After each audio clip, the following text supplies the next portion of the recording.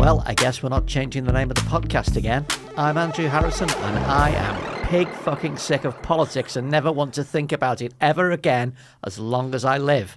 But we've got a podcast to do. On today's show, have you heard Donald Trump wins the US presidential election in a seismic political comeback? He will become the 47th president. Being a convicted felon and proven sexual abuser, lying that the 2020 election was stolen, fomenting an insurrection against the American Capitol building, stating in clear terms that he would purge the US government, trigger mass deportations, set the Justice Department on his enemies and act as a dictator from day one. None of this impeded his campaign, and some of it may even have aided him. How and why did this happen? We're joined by Andrew Rudolevich, Professor of Government at Bowdoin University in Brunswick, Maine, to look at what the next 4 years will hold for America, Britain, Ukraine and the world. There are, however, one or two other things happening in the world. Later, we're going to be looking at the evolution of poppy mania as we get closer to Remembrance Sunday. Today's panel is journalist and author of The Future of Trust, Ros Taylor. Hi, Ros. Hello, Andrew. Also with us is New Statesman journo, regular on the Paper Cuts podcast and author of A History of the World in 47 Borders, which has made the Foyle's Book of the Year shortlist, John Elledge. Hello, John. Hi. That was heartfelt. And the aforementioned Professor of Government at Bowdoin College, Brunswick, Maine, Andrew Rudolevich. How are you doing? I'm okay, thank you. It's good to be with you. It's good to have you here. Let's get into the American election. There is no getting around it. This is a shattering defeat, not just for Democrats, but for liberals and progressives everywhere. Trump didn't just win, he overwhelmed the Democrats. He won the popular vote. He did better with black, Latino and young voters than in 2020. He expanded his lead in red states and shrank Harris's majority in places like New York and Chicago. Republicans also took the US Senate, which raises the prospect of MAGA control of both houses and the presidency. We are recording at 4:30 on Wednesday. It is a dreary day. Andrew, how are you feeling? Mostly I'm tired. I was up last night watching up early this morning to sort of see the final, I was going to say the final pieces of the corpse being carved up in terms of the electoral map. I guess I would say a couple things, though, in terms of how you introduce this. It's worth noting that the popular vote's not settled. There are still millions of votes to be counted in California. It's likely that he will come out on top there, but it's not definite as yet. Certainly, it's an improvement over the past two runs that he's made. It's also true that while the Electoral College is going to look like a pretty broad sweep, I won't say mandate, the individual states are still pretty close, right? The polling, though, it's going to be criticized over time, was not that far off state by state. What happened, of course, is that every close race broke in the same direction. That's not that uncommon in American politics, but it was, sort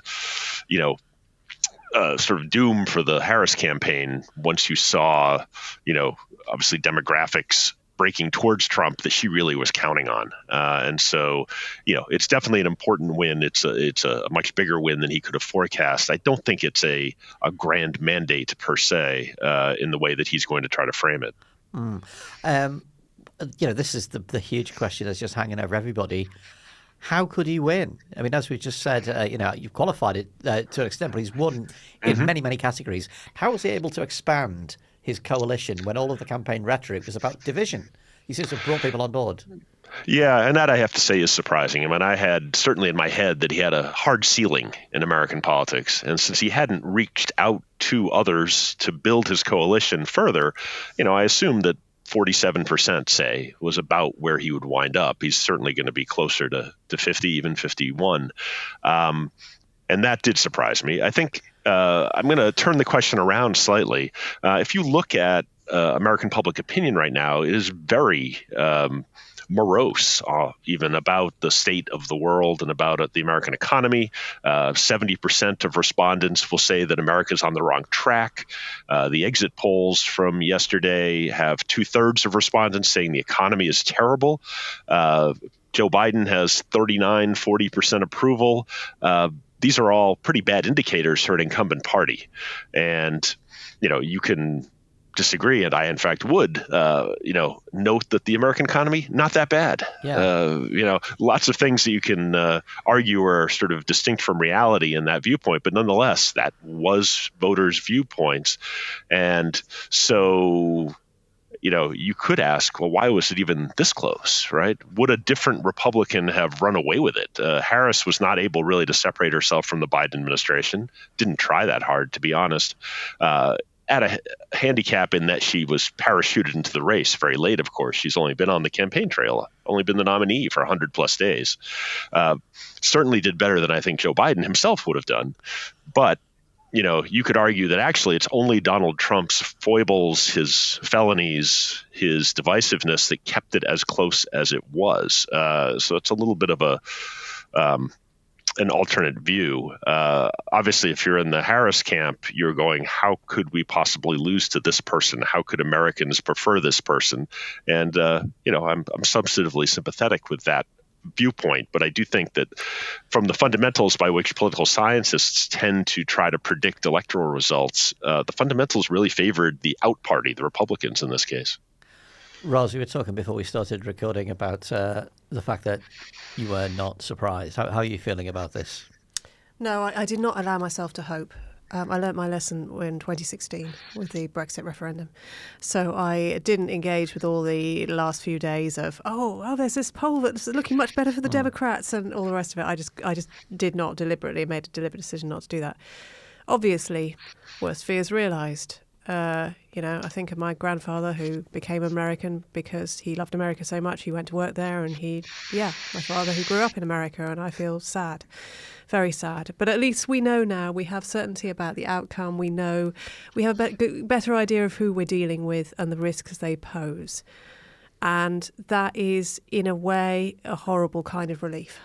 Yeah, but it's also it's like, we're not, I'm not here to judge the United States, but the idea that people can think their idea of the state of the economy is more important than the preservation of their democracy and their constitution and the guardrails that go around that, it's really saddening. It is. And the thing that strikes me particularly is when I was quite young, I went on a rail trip, a sort of U-shaped tour of America. I went down to New Orleans, then across, and then went up to Vancouver, and I talked to a lot of people on trains. It was very interesting. I really enjoyed it, and they were all it was soon after 9/11, but they all had a very powerful idea of what the US represented. There was much more consciousness of what a constitution is, what America means to people, what is important there, than existed at that time in the UK, and I was struck by that. And so in a way, because of that, it surprises me how little that stuff seems to have traction with people. But having heard just now what Andrew was saying, there is no doubt that it's very hard for a government that's been trying to deal and has dealt, but more or less got on top of inflation, but has governed during a period of high inflation. Very hard for that government to be re-elected. Yeah, I mean, the Americans, my friends and family who are American citizens are dumbfounded and horrified and feel that the things that they believe in and were raised to believe in have just collapsed around them. That not enough of their fellow citizens actually believe in the thing that they all swear allegiance to in the morning in school. That it's like that that's all gone. John, how did you feel as you got this exciting news? Well, I did allow myself to hope because it turns out I never learn. I looked at that Rogue Iowa poll which had Harris out, was it 8 points ahead? In a state she should have been losing, and seemed to be based on unusually high turnout among women who'd already voted from a very reputable pollster from Anselsa. And I spoke to friends of mine who'd been out there reporting on the road, and a lot of people were saying, yeah, I think maybe there could be a quiet Harris vote. And there were, the New York Times polling guru Nate Cohn did a very interesting piece about herding and whether the polling industry as a whole could be overcorrecting for missing the last two Trump waves. Because even in 2020, Trump didn't outperform his polling, even though he lost. So I absolutely went to bed about 1 o'clock last night thinking, well, the early results don't look great. but they often don't. We're always told not to read too much into data without context. And I woke up this morning and the world just ended. It's pretty bad. It's really quite bad, isn't it? It is. Andrew, there was a lot of misogyny in this campaign. We had crazy cat ladies. We had mockery of Harris as a woman, and Trump very much leaning into the manosphere, that podcast he did with Joe Rogan, for example. Mm-hmm. And in the closing days, men were breaking for Trump in equal and greater numbers than the women who broke for Harris. How much of a role did gender play in this election? Yeah, that's something we're going to have to analyze as we get better exit polling data, for example. But I think to everyone's surprise, if you believe the exit poll as it's been published so far, Joe Biden did better among women than Kamala Harris did, which makes no sense at all. You do see a little bit of a decline in the Trump vote among white women, but he still won the white woman vote.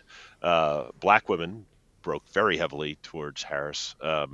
Latinos, though, broke heavily, both genders, but especially men, towards Trump. And so, again, if the exit polls to be believed, issues of race and ethnicity, especially for Latinos, are extremely complicated in this election. But Trump outperformed extraordinarily his prior results there.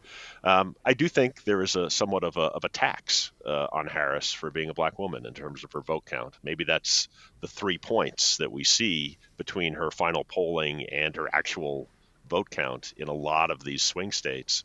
Again, the polls weren't hugely wrong. They're basically within the margin of error. Trump will win by 1 or 2 points in these states, but he will do so consistently. And one does wonder, Joe Biden was sort of brought in 2020 as a corrective, it was felt, to the fact that Democrats had nominated a controversial woman in 2016. Harris, is sort of brought in as the rescue mission, and maybe it's just a hill too far, but I think that it would have been interesting to see had Biden done what he probably should have done, which was to say he was retiring and sometime in 2022, allowed for an open process. Harris might have won that process, might not have, but it would have given her time to introduce herself as something other than a symbol. Would have given her a longer campaign to sort of make sure the American people knew her as something other than simply Joe Biden's vice president. And, Republicans very quickly said her DEI vice president, right? She was only there because she was a black woman. That's clearly not true. And if you watch the debate between Harris and Trump, she cleaned the floor with him. But that's really interesting. That use of DEI, speaks volumes, doesn't it? Because not only is it's like pretty much racist, but it's belittling, it's diminutive, it comes with a whole load of freight, which kind of connects it to the engineered culture war stuff. Yeah, it was meant exactly that way. Yeah. Why did Trump do so well, though, with young men? Because he seems to have really managed to cut through. Well, it's a good question. I mean, I think, again, we'll have to see whether the proportion of young men in the electorate increased dramatically. But, if you were following, social media yesterday, you had, Stephen Miller, one of Trump's chief aides, literally appealing, men, get out and vote. Elon Musk, men, get out and vote. Elon Musk has a very strange sense of masculinity, but we can come to that. In any case, yeah, there was definitely an appeal down that way. You can't be bossed around by a woman. I mean, that was not a very subtle appeal to, again, these gender norms, to patriarchy, within even the Black and Hispanic communities, in a way that I think was, actually successful. One of the things that we have to sort of look at, as Americans, and you said you didn't want to make fun of Americans. I think you can feel free. We, at least half of us, had 8 years to look at Donald Trump and listen to him and get a sense of what he intends to do. And then we said, yeah, we kind of like that. In fact, we love it. Just hurt the right people, and we're fine with whatever you want to do. There's a certain performative cruelty there that unfortunately seems to have appealed to, I don't know if it was specific to young men, but I think that's certainly a demographic that you're going to appeal with sort of, again, be manly, be violent, put your enemies down. Life is a video game. You should play it. Yeah, action, violence, and masculinity. reminds me of a particular political creed which Trump was accused of frequently. It's fascistic. Well, I mean, he was called that by his own former chief of staff and by the man who was the head of the Joint Chiefs of Staff while Trump was president. The Harris campaign was kind of bouncing around, right? Did it want to lean into Trump as fascist? I think it never really played up. I think you could have had a more effective ad, frankly, running the footage of January 6th over and over and over again, something they didn't do. I think they assumed people remembered it, disliked it, would hold Trump responsible for it. It wasn't something the campaign did affirmatively to try to connect him to sort of the violent overthrow of the Constitution. On that point, if I could, this is a slight digression, but it does strike me there were two opportunities, at least, where Americans could have been reminded of their constitutional duty in this regard. And one was his second impeachment. That was, of course, right after January 6th. The impeachment proceeded from the House very quickly on bipartisan lines. Liz Cheney, of course, the majority whip of the time, minority whip, of the Republican leaders helped push it through. And then it gets to the Senate, and Mitch McConnell, who's the Senate majority leader, first says, we can't possibly get to this before Trump leaves office. So he pushes it back past January 20th. And then after the trial does begin, argues that since it is no longer the case that Mr. Trump is president, you can't even hold the trial. You can't impeach a former president. So after all that, he gives a very long speech condemning Trump's behavior and then votes to acquit him. And I think, you needed 10 more Republican senators to hold him responsible for the violence and to actually make him ineligible to run again. That's one of the punishments available through impeachment. You had a number of Republican senators who weren't even running again themselves for office, who failed to live up to that responsibility. I think had the Republican Party coalesced for more than 24 hours in horror about what had happened, you would have had, I think, a much more meaningfully response by the American people. The second opportunity, of course, is the 14th Amendment case that the Supreme Court had regarding insurrection and the fact that those who aid and comfort the enemies of the Constitution cannot run for federal office. The Supreme Court bent over backwards to hold that you really can't enforce that language, even though it's the plain text of the Constitution. And even the liberal members of the court were afraid of going up to the edge of that abyss. But again, that is, in principle, their responsibility. They could have used that as a piece of constitutional education about the importance of, the Reconstruction amendments to the Constitution. They failed to do that. Lots of other failures along the way, but I think those stand out. Yeah. Just go back to the popular vote. You mentioned that a moment ago that it's not fully counted yet. But when you look at it as it stands, Trump more or less maintained his 2020 figure at about sort of 71, 72 million at the last count I saw. But the Democrat vote collapsed at the last count from 81 to about 67 million. Is as you said, many of these victories for Trump are by a pretty narrow margin. Is it the case that Trump didn't so much win this election as Harris and the Democrats lost it? Well, it usually takes both of those things to happen, I think. Turnout is down a little bit. There was very high turnout reports in early voting. And then I think it turns out that a lot of that was in Republican early voting, people who had been discouraged from voting early or by mail by, in fact, Mr. Trump himself in prior elections. This time they did, so they didn't necessarily have to show up on Election Day. Turnout was not as high as projected overall. I mean, we'll see what the final total is. So, fewer votes to go around. But as you say, Trump maintained his share. It's a I think turnout clearly was not where it needed to be in the big cities of the swing states and even in some of the suburbs. Harris's mandate really was to lose rural areas by less and beef up turnout in, the Philadelphias, Detroits, the Durham, North Carolinas of the world, try to get those numbers so far up that even a loss of the rural areas, which was inevitable, wouldn't matter. That was effectively Biden's strategy, and it did work. But you had a boost in turnout in those rural areas, surprisingly, even in places like North Carolina, where you just had a hurricane. And, her efforts, though I think, she had plenty of people on the ground trying to boost turnout, were unsuccessful. Again, whether that comes back to misogyny or racism in some regard, an inability to inspire, young voters to get out there to the degree she needed them to. And again, despite one's expectations in the aftermath, for example, of the Dobbs decision, much less of a gender gap than you would have predicted. Many fewer women voters for Harris than I think people thought there would be or even should be. So, as you were saying, like Trump did face 2 impeachments. There have been all sorts of legal cases against him, some of which I think are still live. I mean, have we seen the end of attempts to prosecute him for conspiring to overturn the 2020 election? Can he just pardon himself now? What happens with all that stuff? Well, great question. He's not going to have to pardon himself. It's actually an open constitutional question whether he can.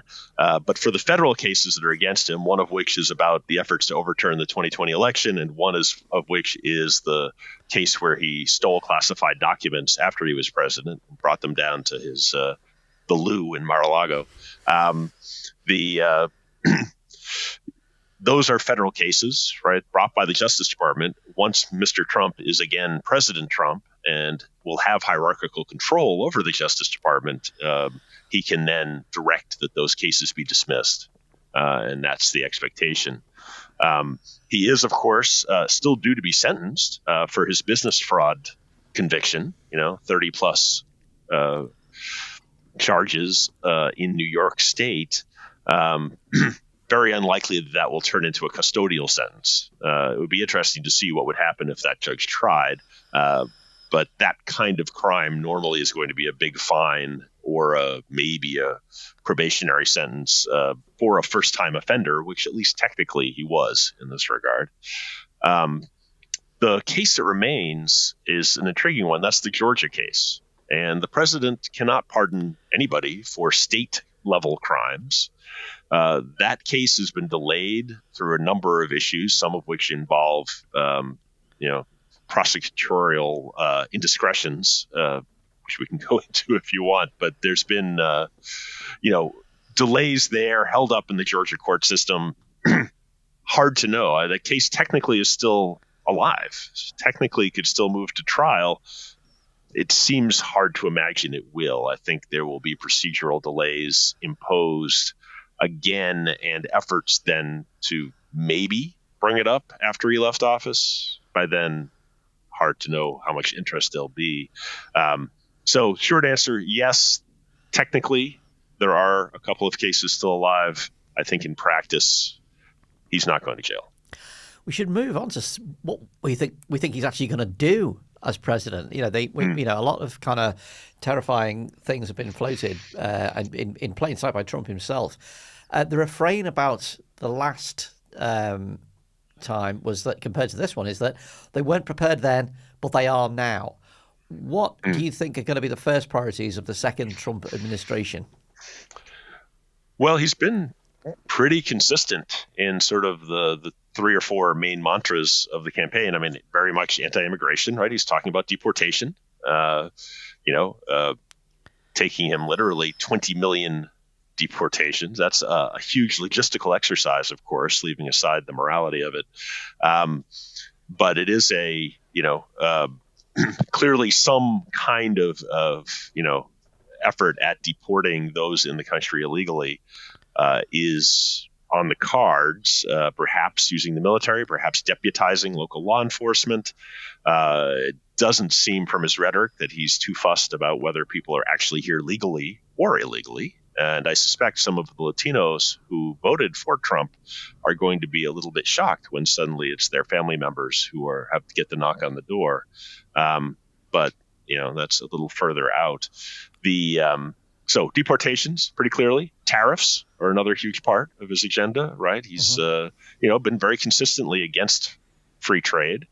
He's been very, I mean, he's bounced around in terms of what numbers. They seem to be invented rally by rally, what the number will be on different goods or against different countries.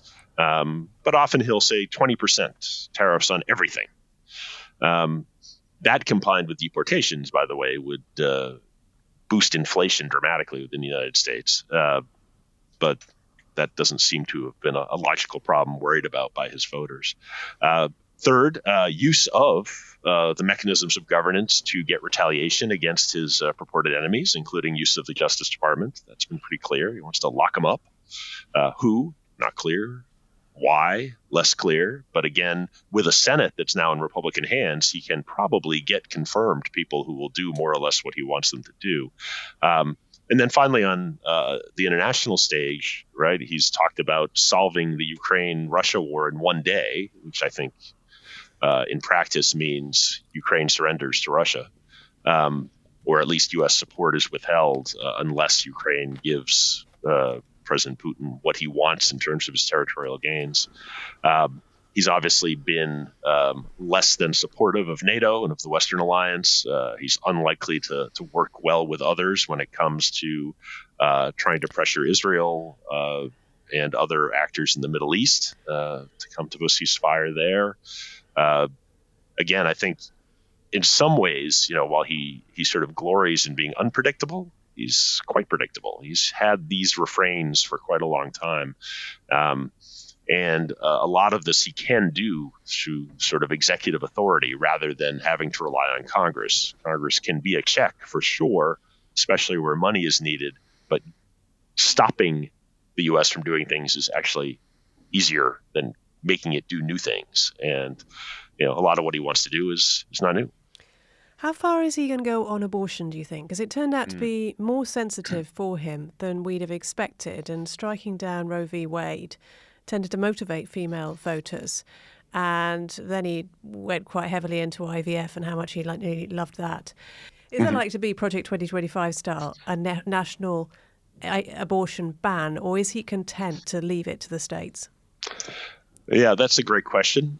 You saw him try to muddy the waters quite dramatically on where he stood. He did claim he would veto legislation that provided a national abortion ban. But that leaves quite a lot of room for administrative maneuvering.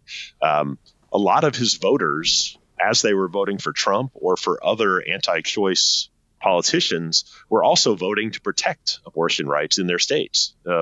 Missouri passed a very strong constitutional amendment regarding reproductive rights, and yet voted for Trump and for Senator Josh Hawley at the same time.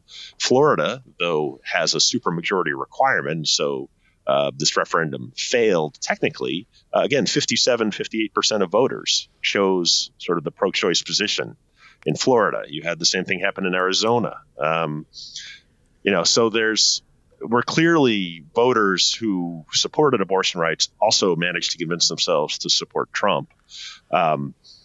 In the expectation, I guess, that indeed it will be the states making that policy. But there are a couple of hooks that the federal government has administratively. One is a 19th century law, the Comstock Act, which is never really been implemented fully, but could be used theoretically to ban abortions. And again, it's on the books. You wouldn't have to veto it.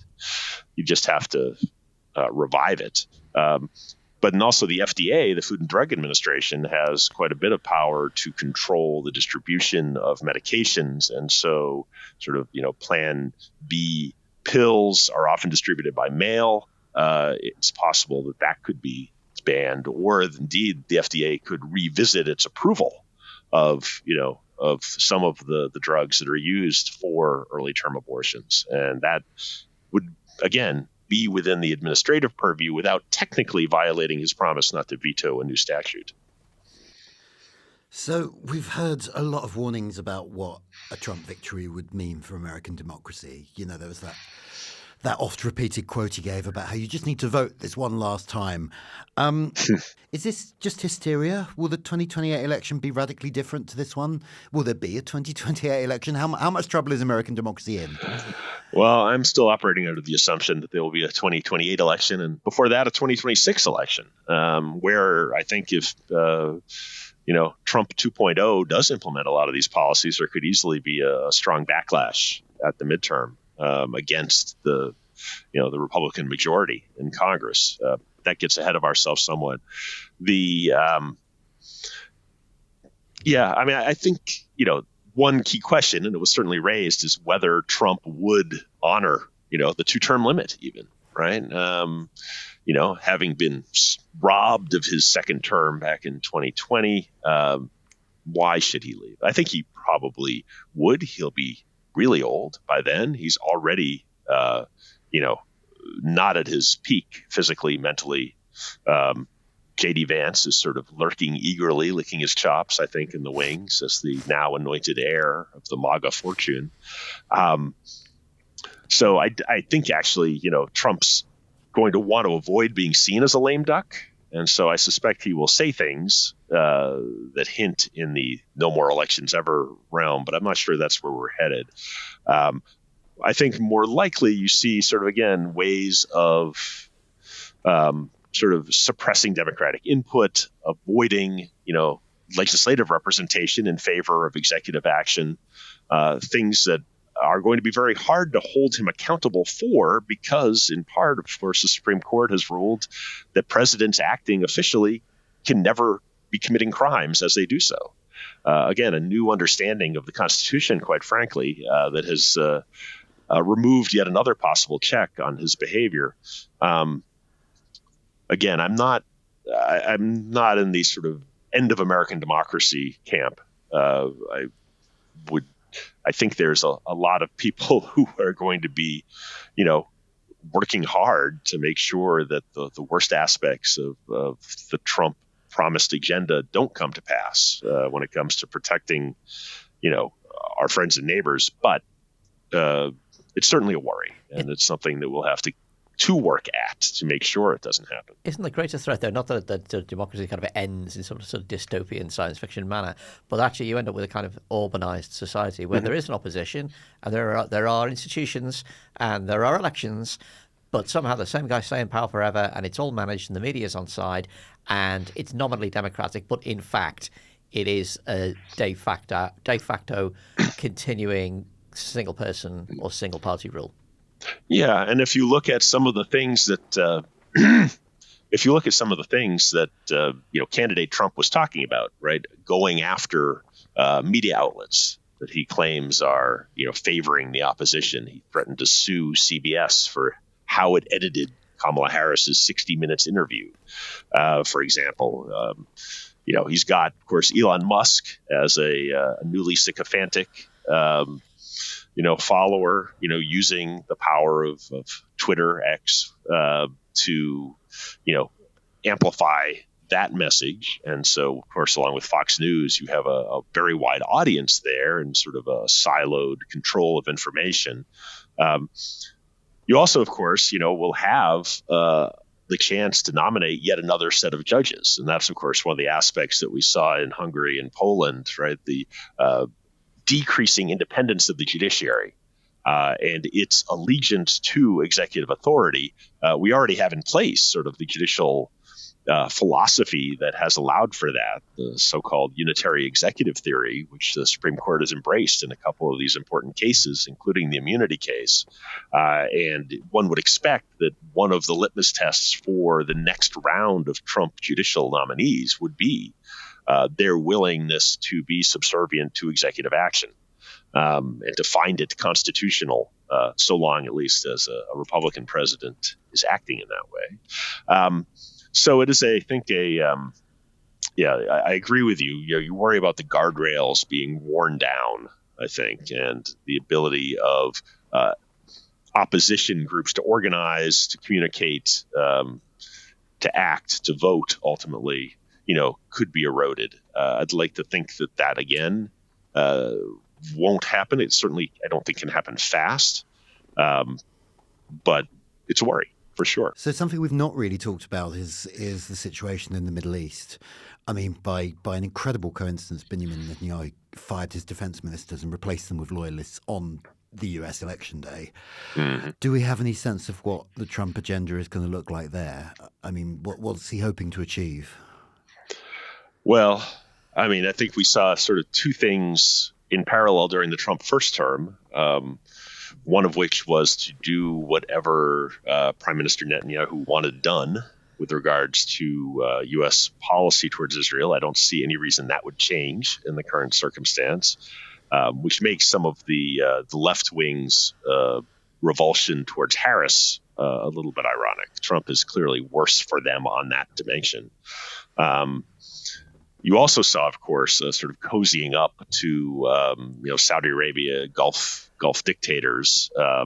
We saw, in fact, perhaps not a direct, but a suspicious quid pro quo when suddenly President Trump's son-in-law, got a $2 billion nest egg from the Saudi government for his new venture capital fund after Trump left office. There's a lot of money there. I think the Trump organization has its feelers out. We're going to see, I think, by the way, even more sort of direct funding of Trump interests through foreign governments than we saw even in the first term. But yeah, I think it's going to be interesting to see how immediately supportive he is of Israel, how he positions the U.S. more directly towards Iran.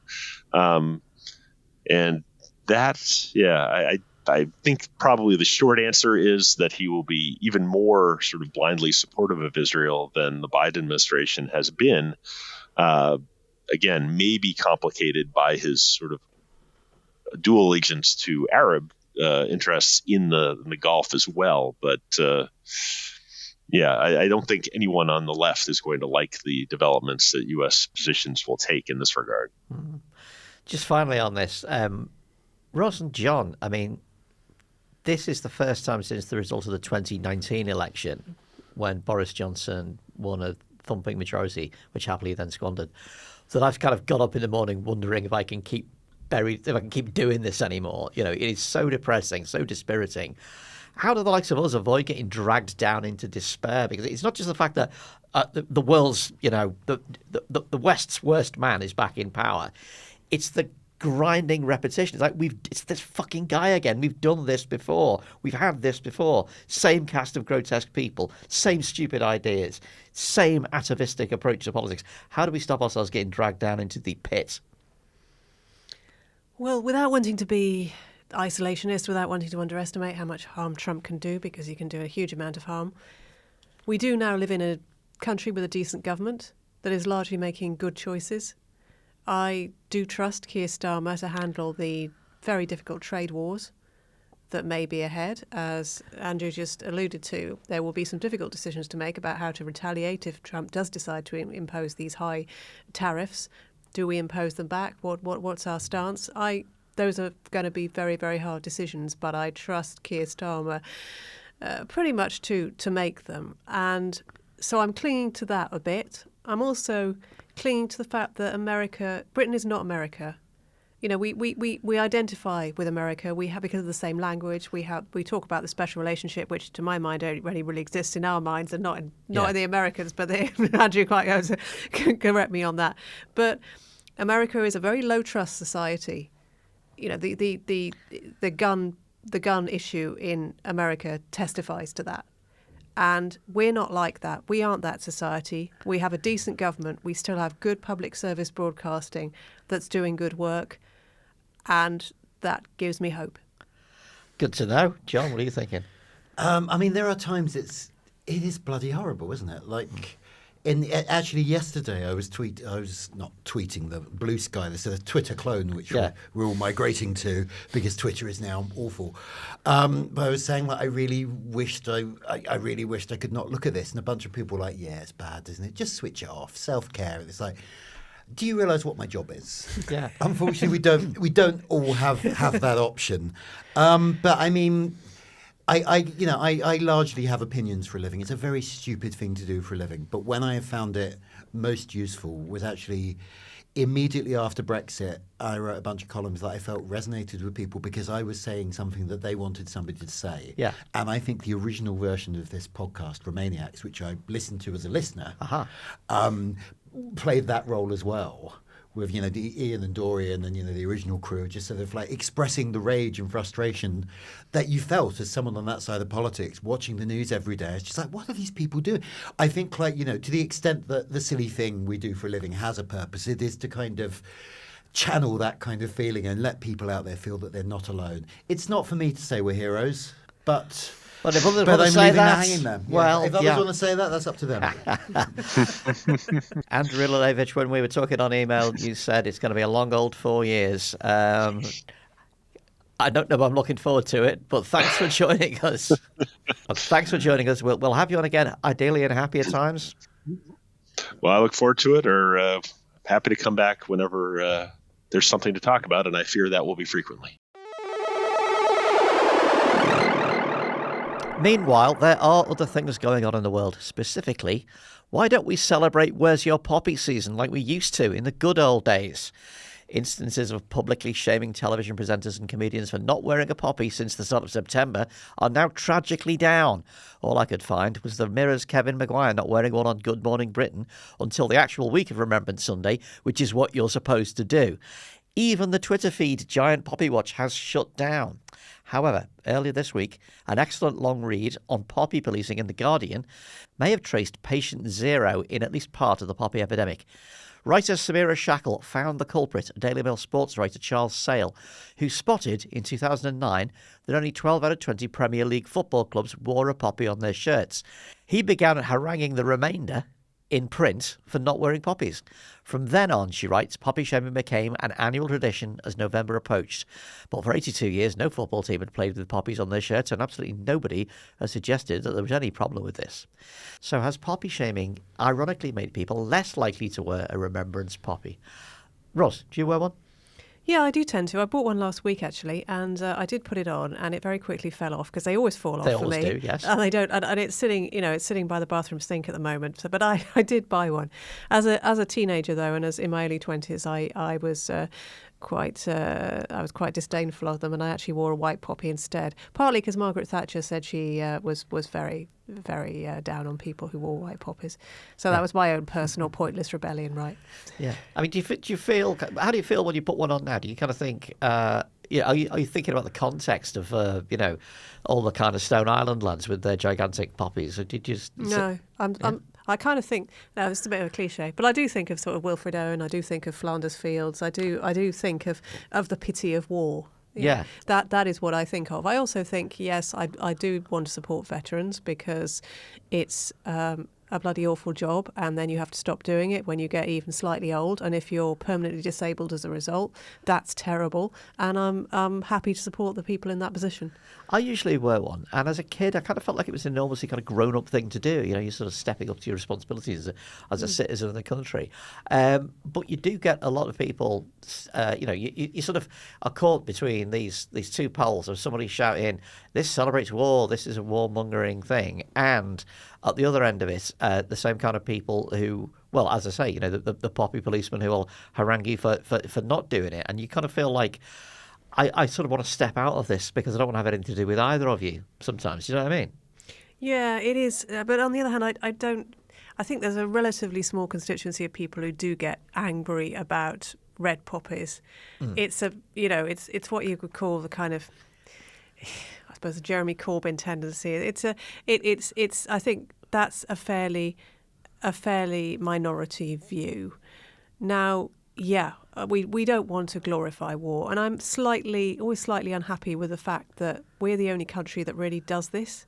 Yeah. I mean, France has a similar thing, which is a cornflower, but it's not a big thing. Hardly anyone does it. Germany doesn't do anything like this. And so we clearly have a different relationship with the First and Second World War because we see ourselves as the victors and we see our relationship with those wars as unproblematic. And that's not something I'm particularly happy with. But as those wars get further and further away, and as there are more recent wars which have created veterans and put people in this position, I hope that the whole World War II fascisation that you and I have talked about so often on this podcast, Andrew, is beginning to fade. John, do you wear one? I don't. I used to. Like, I mean, the thing you said about it feeling like it's a grown-up, responsible thing to do when you're a kid kind of really resonated with me. I always used to wear one, but the last 2 years, as it's become this kind of culture war symbol, in some ways, this is ridiculous because like you shouldn't not give money to charity because of culture war stuff. But I just kind of feel like I don't want anyone thinking I'm one of those people. But I don't want anyone thinking I'm on that side of politics and have terrible views about how great war is, which is what it seems to be now. But don't you think that, like, I still buy a poppy if I end up buying about 3 poppies because they always fall off, and then you've only got the pin sticking into you in your coat. And I kind of think I don't think anybody can look at me in my kind of 5'3" weedy shape with my stupid pop star t-shirts on and go, well, that guy looks like he's a Tommy Robinson fan. So I'm kind of thinking, in my small way. No, I've had my suspicions. Well, yeah, I can't do anything about the haircut, John. It's just the way the hair goes.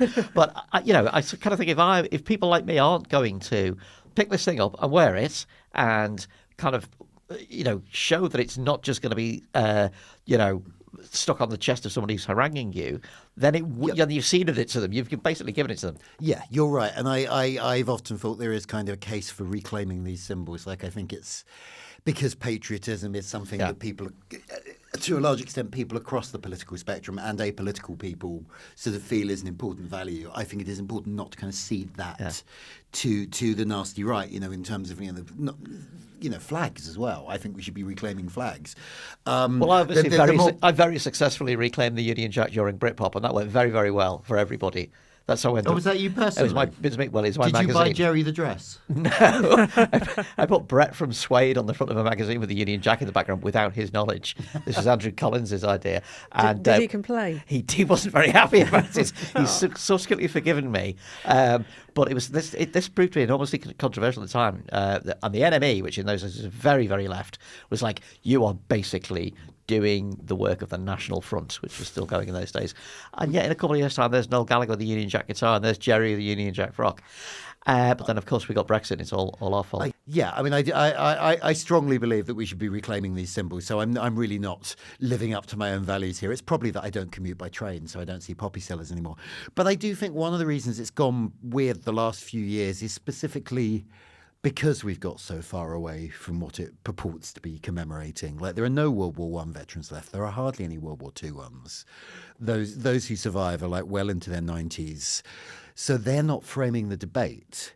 It's kind of there to be sort of picked up and discussed by people who have their own agenda and actually don't have direct experience of war or serving in the military or any of these other things, or sacrifice, or any of these other values it's actually meant to be about.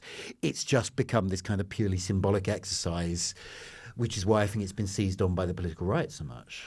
Well, I mean, that criticism you're just talking about, Ros, the idea that it's simply directly a glorification of war is obviously ridiculous. It's, Wilfred Owen and the remembrance of actual veterans is the core to it. But perhaps a more plausible argument is that it puts the military too close to ideas of what it means to be really British. That you're not really British unless your local post box is covered in poppies and there's a silhouette of a soldier in your pub and there's a Spitfire painting on the wall. We don't really... that's kind of our equivalent of, in the United States, having a lot of flags everywhere and having the military be very visible. And there, at every sporting event, there'll be a thank you for your service moment. Service people will be there. Is the poppy and November and Remembrance Sunday perhaps worthy of criticising because it puts the military too close to the centre of the national story?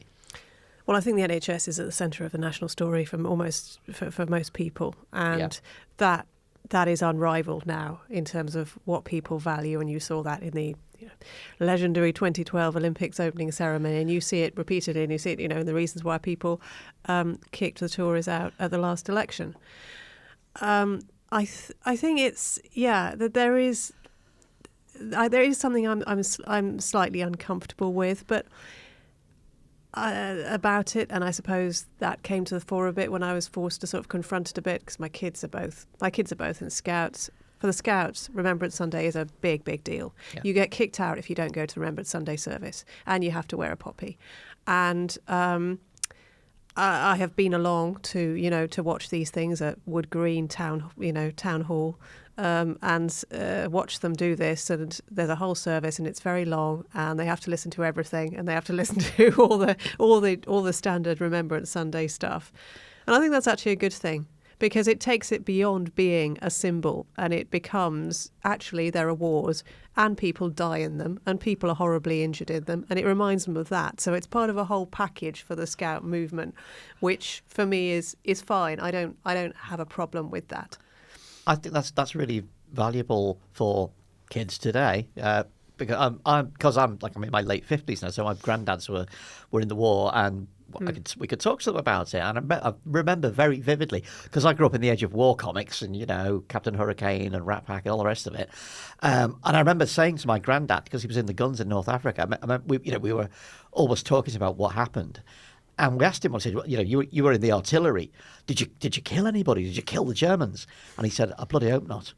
And that really stuck with me, because obviously you can't defeat Nazism without killing a lot of Germans. But the thing that he was part of that, that group of soldiers who are kind of,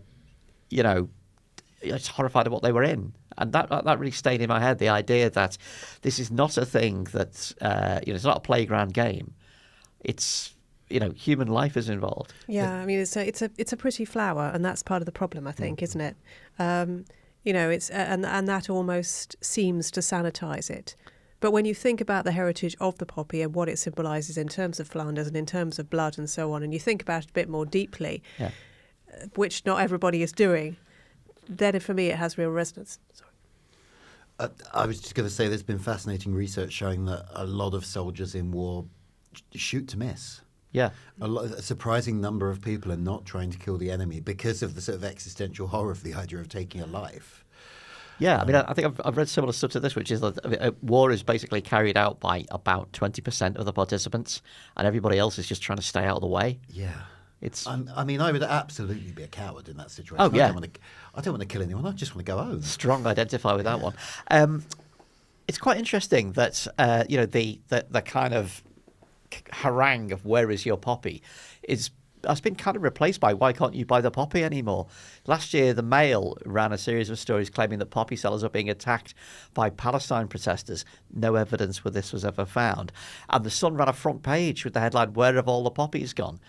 And it seems that the availability of poppies is determined not so much by people being driven off the streets by the woke mob, but by the fact that, it's passing into history. The kind of people who sold this stuff are older and older and older, don't have a direct family connection. They can't find the poppy sellers. Isn't it just, natural that certain aspects of national life should just kind of fade away? Exactly that. So my paternal grandparents used to drink in the Royal British Legion Club in Elm Park, out on the sort of Essex fringe of London. So I went there a lot when I was a kid. They'd served at the end of the war, but they'd not been deployed anywhere, because my grandmother would have been 98 now, and she wasn't quite old enough to have actually, been in this age group on the front line. So I think it's just it is the fact that it relates to those particular wars. We don't still remember the dead of the Napoleonic War or the 7 Years' War, because they're too long ago. And although obviously, British forces have been deployed in conflicts since, they're much more politically contested. We have quite a clear narrative of, the waste of the First World War, which was not nearly so clear at the time, but never mind that. That's our narrative now. And the Second World War is a just war. Everything that's followed is much more contested and complicated, and far fewer people served. It's not a universal experience anymore. So I just think it's it is, as you say, passing into history. It's not something that's kind of relevant in the way it was even 20 years ago, when a significant proportion of the older generation would have actually served. I do, however, think that the evolution of the poppy badge is quite good and quite interesting. The British Legion keeps putting out sort of new versions, particularly the enamel one. You can get one with every football team you could possibly wish for. But there's also an LGBTQ plus flag one, the poppy and the flag. And I kind of think, wear this in certain places and watch people's heads explode, because it's kind of, it's antimatter. What has been our favourite instance of poppy overkill? I liked the Tyrannosaurus with a poppy around a poppy scarf that they put up in Holmes Chapel last year. I like the giant poppy displayed on Drax the Destroyer, the power station. Right. Okay. There was also that man made entirely of poppies on a bench in a village in Ayrshire. Yes. That did look like something horrible had happened in an episode It looked of like The Last 70s of Us. Doctor Who. Yes, it did. It was taken over by poppies. Roz. There was a point when the Tower of London moat was filled with poppies, and I did feel that was over the top. There's a little bit, yeah. Yeah. Good I choice gave of that words an there. Award. A website I was working on was involved in the awards there.